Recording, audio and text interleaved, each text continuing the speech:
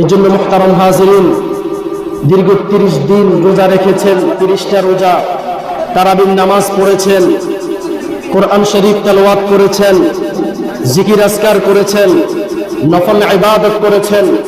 আমি আপনি কেউ গ্যারান্টি দিতে পারবো না আমাদের তারাবির নামাজ কবুল হয়েছে। আমি আপনি কেউ গ্যারান্টি দিতে পারবো না আমার আপনার জিকির কবুল হয়েছে। আমি আপনি কেউ গ্যারান্টি দিতে পারবো না 30টা রোজা আমার আল্লাহ তাআলা কবুল করেছেন।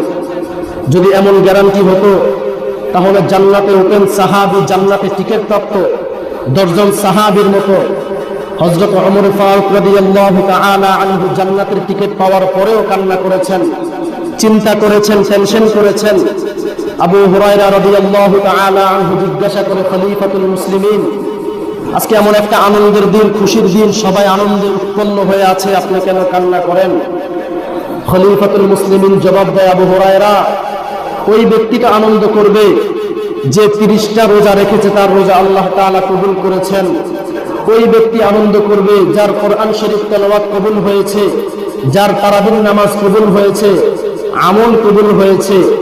আমি খলিফাতুল মুসলিমিনের আমল কি কবুল হয়েছে কিনা আমার বড় চিন্তা।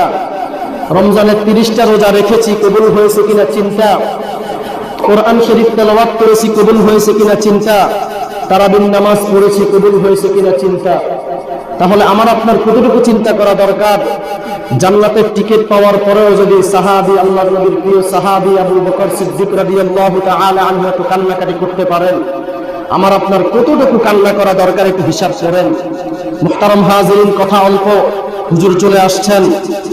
পবিত্র মাহে রমজানে আমরা যে সমস্ত কাজ থেকে বিরত ছিলাম, চুগলখুরি থেকে বিরত ছিলাম, পরনিন্দা থেকে বিরত ছিলাম, গীবত শিকায়াত থেকে বিরত ছিলাম, মিথ্যা কথা থেকে বিরত ছিলাম, যারা নামাজ পড়ে নাই তারা নামাজি হয়েছে।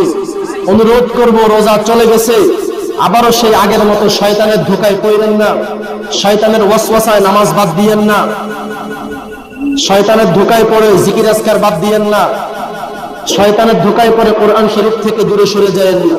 যে রোজার মাস ছিল, আমরা ইবাদত করেছি, রোজা চলে গেছে, ইবাদত বন্ধ না, বিষয়টা এমন না। আমাদের উপর 5 ওয়াক্ত নামাজকে ফরজ করা হয়েছে।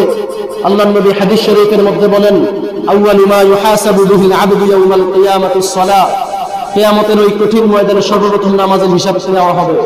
তাহলে আমার আপনার কত নামাজ, কত শত শত নামাজ কাজা হয়েছে হিসাব করেন। আল্লাহ তাআলার কাছে তওবা করেন যে আল্লাহ, আমি গুনাহ করতে আমার জীবনটা নাপাক হয়ে গেছে, গুনাহ করতে করতে হাত নাপাক হয়ে গেছে, গুনাহ করতে করতে কলব নাপাক হয়ে গেছে, অন্তর নাপাক হয়ে গেছে, গুনাহ করতে করতে চোখ নাপাক হয়ে গেছে। পবিত্র মাহে রমজান চলে গেছে, আজকে খুশির দিন, ঈদের দিন। আল্লাহ তাআলার কাছে কান্নাকাটি করে দোয়া করেন আল্লাহ তাআলা যেন আমাদের সকলের সমস্ত গুনাহগুলো মাফ করে দেয়। মুহতারাম হাজিরিন, আমরা সকলে এলাকাবাসী সবার জন্য দোয়া করব। বিশেষ করে যারা এলাকার থেকে চলে গেছে, যে সমস্ত মুরব্বীরা, আল্লাহ তাআলা তাদের কবরকে জান্নাতের বাগান বানায় দেন। এখনো যারা বেঁচে আছে তাদের হায়াতের মধ্যে বরকত দান করেন। যারা অসুস্থ আছে, আল্লাহ তাআলা শিফায়ে কামেলা আজেলা দান করেন। যারা ঋণ আছে, আল্লাহ তাআলা তাদের ঋণগুলো অতি তাড়াতাড়ি পরিশোধ করার তৌফিক দান করেন। যারা অভাবী আছেন, আল্লাহ তাআলা অতি তাড়াতাড়ি তাদের অভাবকে দূর করে দেন। আল্লাহ তাআলা আমাদের সকলকে বেশি বেশি আমল করার তৌফিক দান করেন। আমিন। ওয়া আখিরু দাওয়ানা আলহামদুলিল্লাহি রাব্বিল আলামিন।